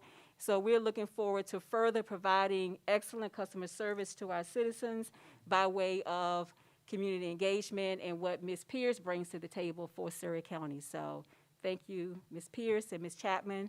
If you want to either elaborate or continue with your update, that would be great. Thank you. Yes, ma'am. Good evening, Chairman Elliott and Vice Chairman Drury, Supervisor Little, Supervisor Howell, Supervisor Calhoun, my County Administrator, Mrs. Melissa Rollins, my Deputy County Administrator, Mr. David Harrison, and our council. And then all my fellow team members that are here and our citizens. So this is the first time I've ever been up here and addressed you in this fashion. So I do want to thank Mr. Jobbery and Ray, Mr. Phelps, and Sheriff Turner, because you guys, and Mr. Harrison, for going over basically everything I was going to talk about. So they really covered all the highlights that I wanted to go over that were going on in the county. But I do want to reiterate that we will be really implementing social media strategies to reach out to the public and make sure that our social media platforms, our website, every way that we can reach out to citizens will be updated and as informative as we can make it. So I'm in the process of working on that with Mr. Brown, as Mrs. Rollins stated, and we are in the process of updating our website. It is a process we're going through with Civic, who actually controls and manages the website, but we will be making a lot of changes, a lot of new and exciting things will be coming, and I appreciate the opportunity to be a part of that.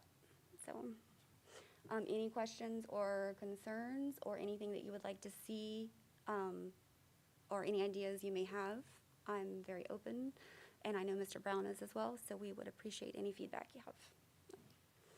Lauren, the billboards that the county has in the different places, Yes, ma'am. will you be utilizing those to get the information out? The electronic signs? Yes. Yes, ma'am. Mr. Brown and I have discussed that, and he will be helping me to be able to access that information. So there will be multiple users in the county that will be able to help get that information out. Thank you. Yes, ma'am. We look forward to it. We know we can expect good things. If it's any indication of your past performance and your prior job, you're going to carry over to this job, we know we're going to get great things. Thank you, Mr. Elliott. Appreciate it. Mr. Chair, if I could just ask you too, just Yes, and thank you for bringing up the electronic boards. I'm gonna go past it this evening when I'm going home, and I've heard other people say the same thing. When at nighttime, it needs to be dulled down a little bit because it is bright and white, and some people have complained about it blinding them as they come around that corner. It's pretty bright. I would so. think that is something that we could adjust. Yeah, and the other thing is, when the discussion about that sign there, sitting at the corner of Holly Bush and Route 31, the initial discussions on the board and with the property owner was to be heavily utilized by the schools, so people would know when events were happening at the schools as well. So it would be great, since the high school is a jewel sitting back in the woods, so to speak. Yeah. No, it's just a good, now that COVID is hopefully slinking down, sporting events are a good place for citizens to get to know each other. So. Yes, sir. Thanks. And Mr. Drury and board members, Ms. Chapman may not have the opportunity to hear this just of yet, but excellent point. Mr. Brown actually mentioned last week that he would be working with Mr. Wooden at the high school to make sure that they can also facilitate being users of that, so they can put their information on it as well. So another user, so excellent point, I did absolutely, mention thank you. we'd have multiple people in. Gotcha. Okay. Thank you. And you're gonna touch on the item, number 6, well, we already did, the specialty farmer's market, I already did, gotcha, okay, all right. I didn't have any extra to add. I didn't want to be repetitive. Well, but the homecoming parade participation by board members, can you touch Yes. on that? Okay. Yes, so the homecoming parade will start at 3 and take the usual route, and then I will be providing, along with Ms. Pierce, we will get your little packets together that you'll need. The school board did put out that they will be following certain protocols, which have been given to board members, masks, gloves. They will be doing candy, but it will be individually wrapped. They want people to still maintain social distance, just be smart, use common sense, but everybody still wants to have a good time, so we want everybody to come out, enjoy themselves, and just be safe. Sounds good. And So you're saying they're going to package the candy that we normally throw out? You're gonna do it? Yes, Oh, ma'am. thank Yeah, you. Mrs. Spears and I, we're going to take care of that for you. Yes. Thank you. And we do have some decorative signage for you also, so that people will recognize. Thank you. Yes, ma'am. Okay, thank you, Ms. Chapman, appreciate it. Thank you. Okay. And board members, just about done with my update. I do want to let the board know that we are moving forward with one of the most needed repairs at the animal shelter in terms of construction of the new footers. So that project is moving forward. Project facility manager, Mr. Williams, is going to be meeting with the contractor who's going to be doing that work for a site visit on next week. So just wanted to let you know that is in progress. We do have a price tag of approximately $26,000 to complete that work. So that's informational purposes for the board that that project is going to be moving forward. On yesterday, I had the opportunity to attend the county administrators' meeting with the Hampton Roads Planning District Commission. And as Mr. Boswell stated, regionalism is on the forefront of everybody's agenda. And they did present the potential regional legislative priorities. And I will certainly hand this out to board members, but obviously there are certain things on here that we, Surrey County, as well as of other jurisdictions, certainly have an interest in.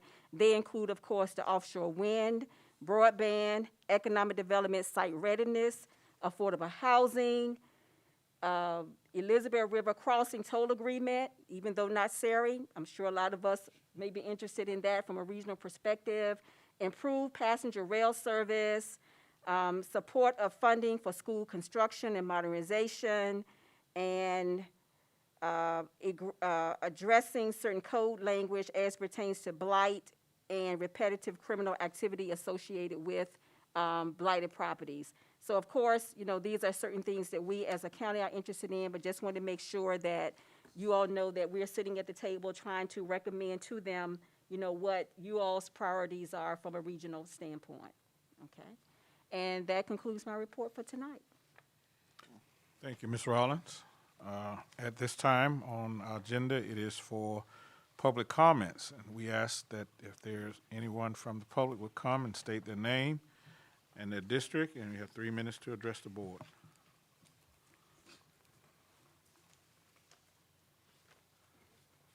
Come on, Mr. Eggleston.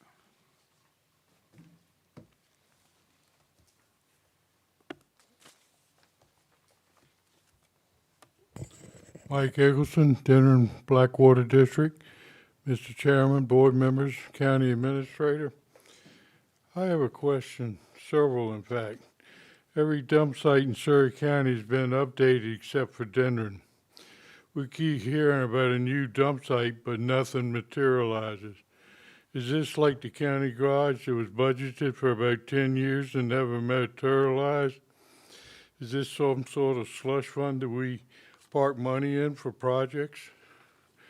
We pay a fuel adjustment clause at the main dump for the packer, except we're paying for 3 counties because there's 3 counties dumping at the Denver site. Why are we watching TV instead of checking for dump stickers? The other day I went to the dump and a pickup truck from a business in Norfolk was dumping there. One of our main problems in this county is no accountability. Does this board have a dislike for the residents of Denver and Blackwater District? I'd be interested to know.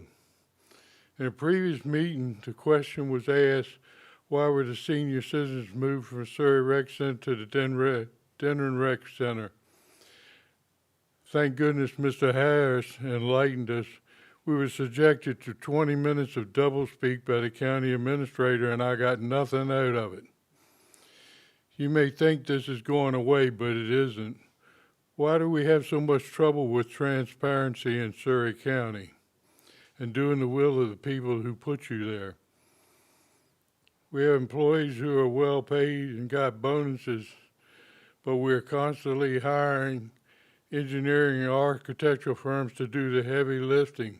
Why? Like I said, like most government entities, there is no accountability. I asked last meeting why we couldn't put tornado warnings on those high-dollar digital signs, and as usual, I got no answer.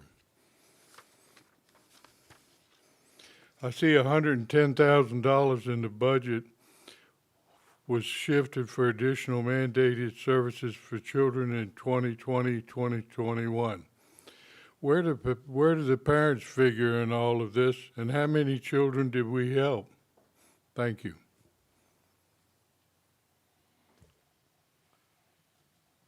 Thank you, sir. There any others?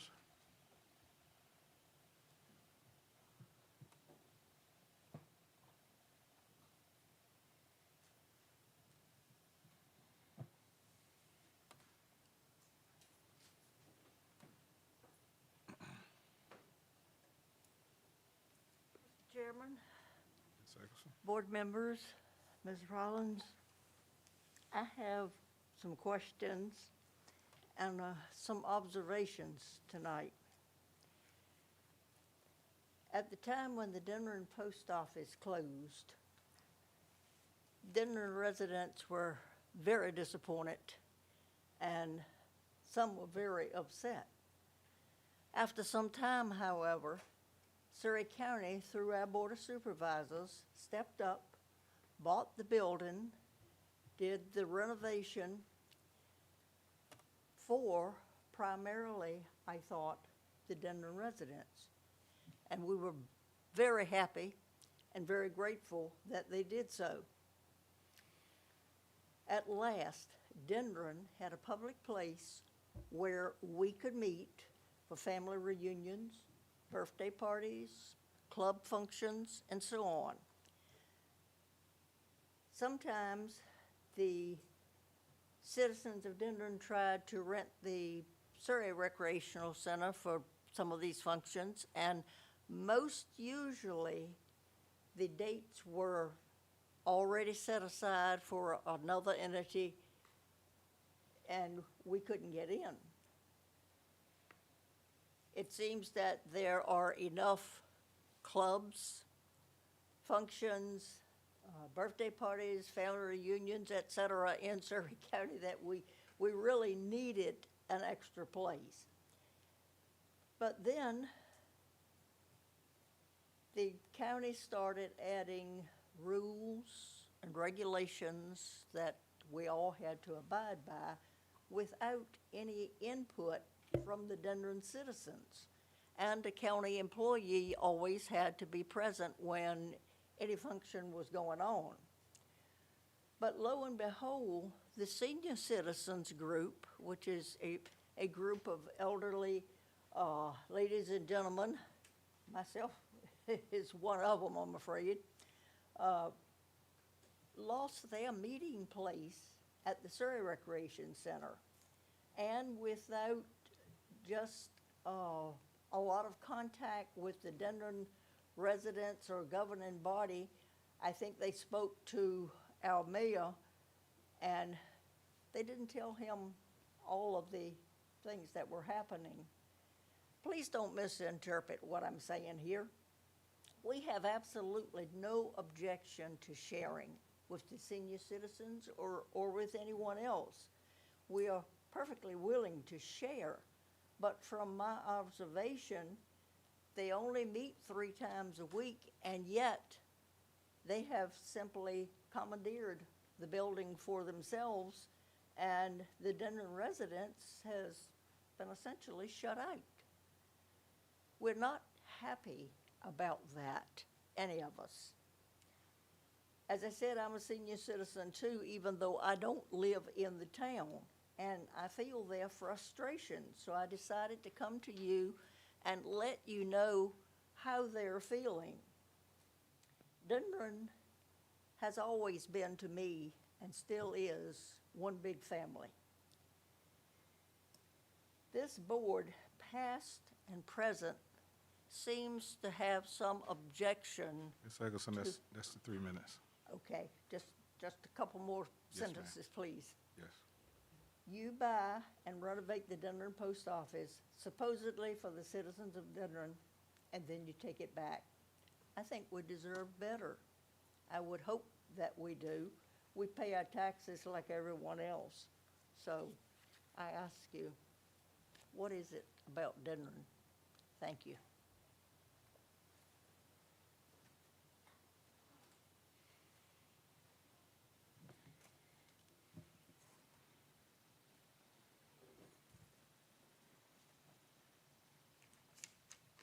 Susan Corbello, Spring Grove. What does transparency mean in a person? When you're transparent, you invest trust by revealing that you have nothing to hide. You establish yourself as an honest, credible person in the eyes of others. So when questions are asked about items that are affecting the community transparency, answers should be provided, if not on the same day, but by the next meeting or in an email to the questioning person. People in the community do not feel like our governing body is being transparent. I do appreciate the update on the grocery store, but I still have concerns on how this whole thing happened. Last year, the end of last year, we had a timeline. We had grant money that was given to us or that was going to be used. We had a timeline that it was going to be open in February. I understand COVID hit. Some of those items that were in the timeline were outdoors. Repair a window, fix the parking lot. The only thing that's happened that anybody can see, and if anything's done inside, nobody knows because nobody's told us. The only thing that we've seen that's happened is red roofing and a sign. None of that old timeline has taken place. So now there's a new timeline that occurred in September, and now there's going to be a new timeline that's going to occur, and we still don't know. Has he spent his own money on this project so far, and none of the grant money has been given, not just the Surrey County grant money, but no money from grants have been given to him? Transparency. Let the community know what's going on because we don't. There's other items of concern that have been brought up in the past, and in many cases, if answers are given, the answers don't address the concerns or provide such general information that it's misleading, or the question is just ignored and never addressed by the board. Maybe the board should look back at their minutes, make sure that questions that are being asked are being answered instead of just lost and ignored. Not being transparent does not help unity in the community, but causes division among the citizens. Transparency means creating an environment in which everybody feels welcome. The people of the community should be united in times of hardships and come together and face common goals. So many people didn't know that there was a walking nature trail behind the rec center, including myself. It just has never been maintained in many years. After I walked it and saw what it had to offer, I was totally appalled at how much the county spent on a brand new nature trail that you can't use. Not everybody can use. It's not marked. I'm just appalled. I've been asking for years to do something and upgrade the current rec center, and it has so much potential on the outside, and I'm so glad to see new things going on. I just have one more little sentence. Just tell you, bring. I've sent many emails in the past, which are always advised they're being read. A quick, I got your email, I hear you, thank you. Just a response from y'all that you've gotten our emails, that we know that they're getting out there, would be really nice.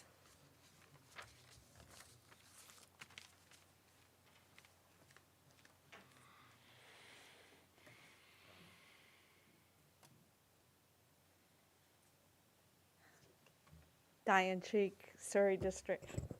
I'm taller than Susan. Okay, so thinking about transparency, we heard from the VDOT folks tonight that the Route 31 road widening is bearing down on us.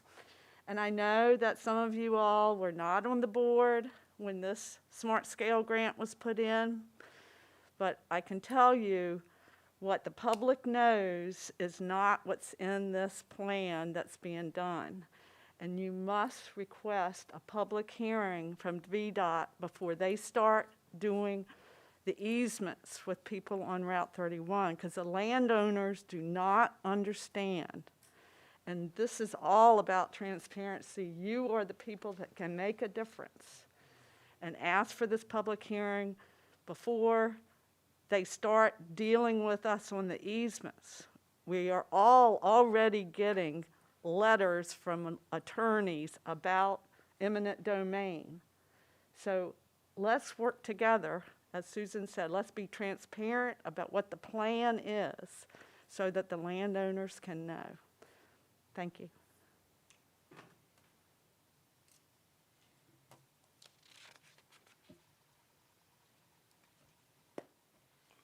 any other public comments?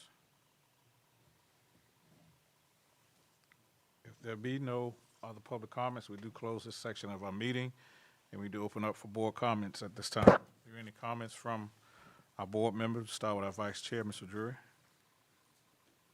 Just one for staff. The ARPA funds, how much did, you don't have to answer tonight, but just how much came into the county? And if I may have missed it, have we allocated any of it for expenditure? I still don't know what it is. Absolutely. So the amount, Mr. Jury, is a little over 1.2 million. And that is one of the work session items that I am asking the board to discuss on the October 21st work session. Thanks. The only mention of it before, just to bring back to your attention, is when the county did apply for the money from Congress for the infrastructure projects.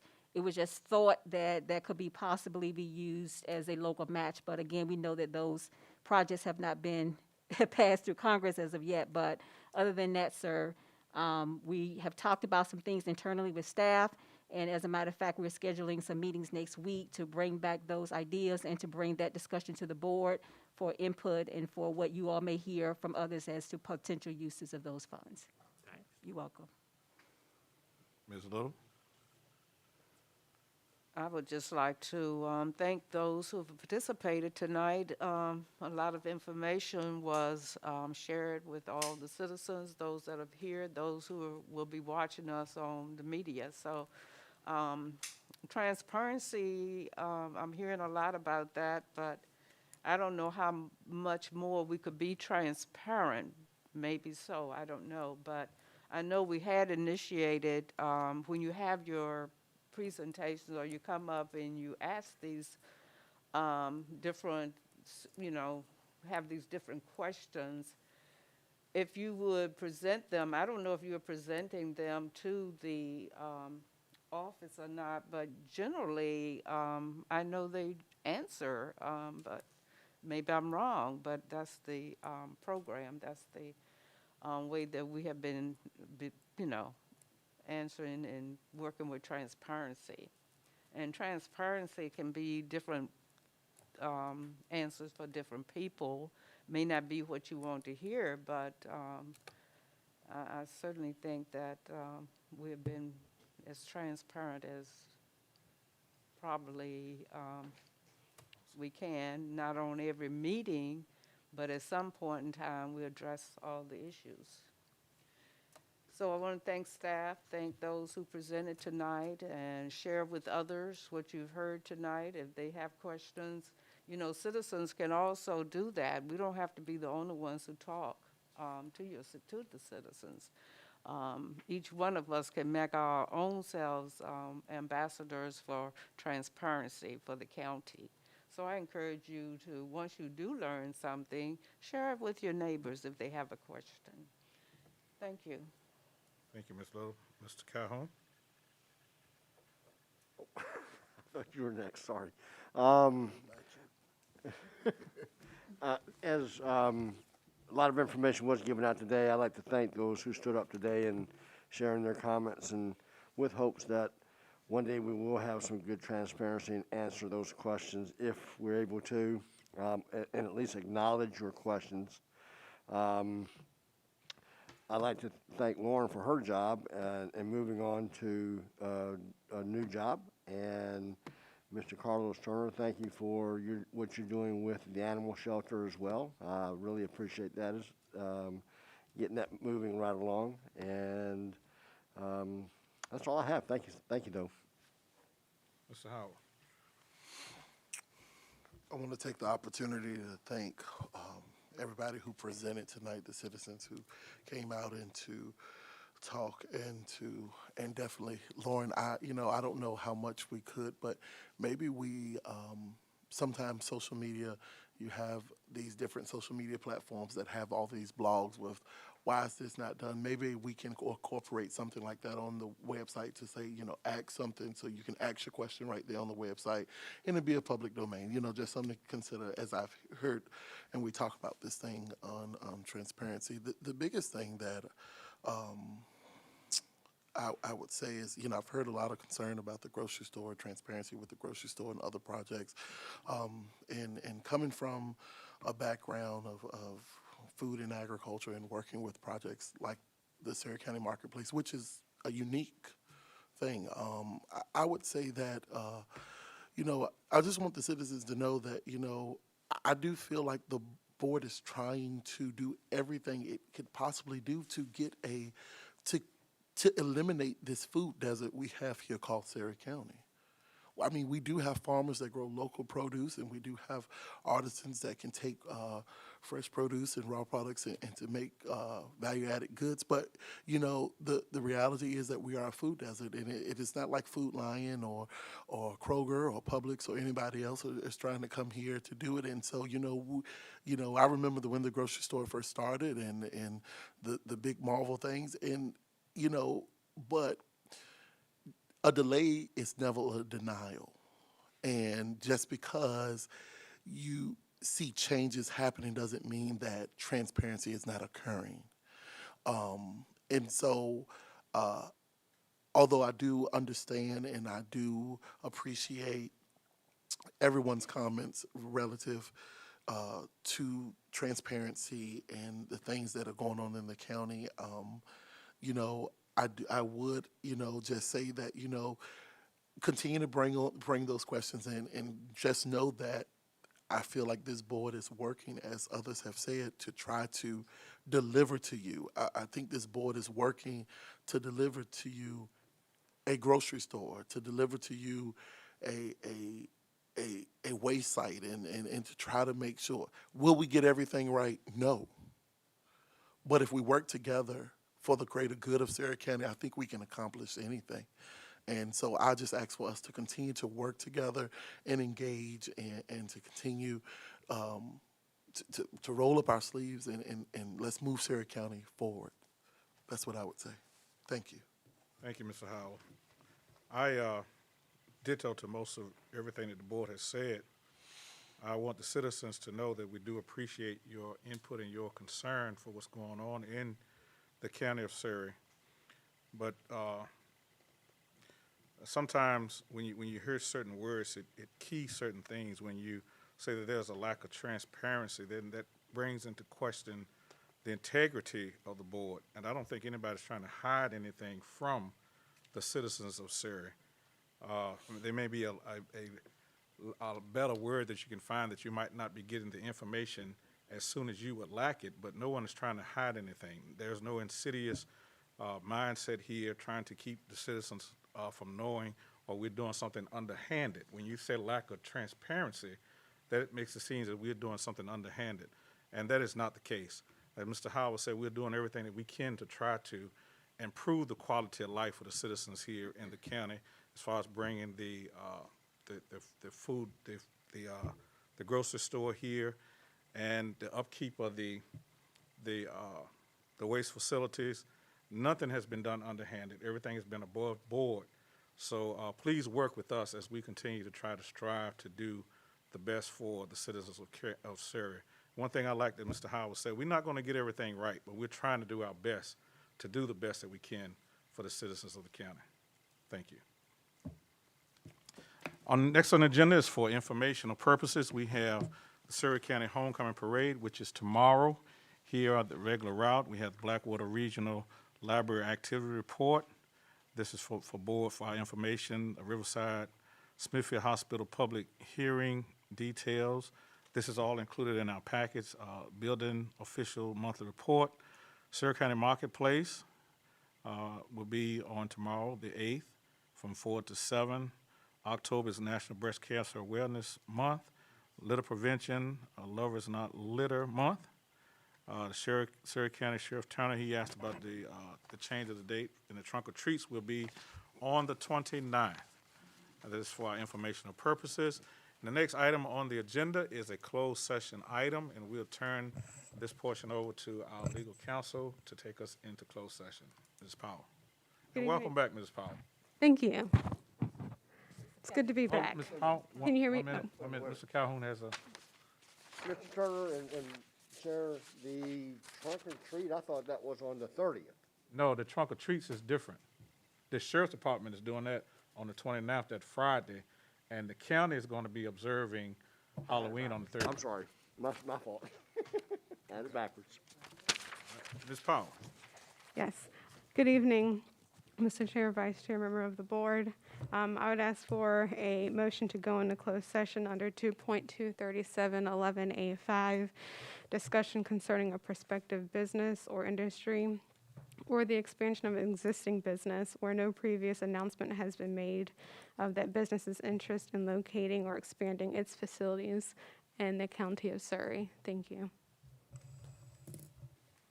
Board members have a proposal? So moved.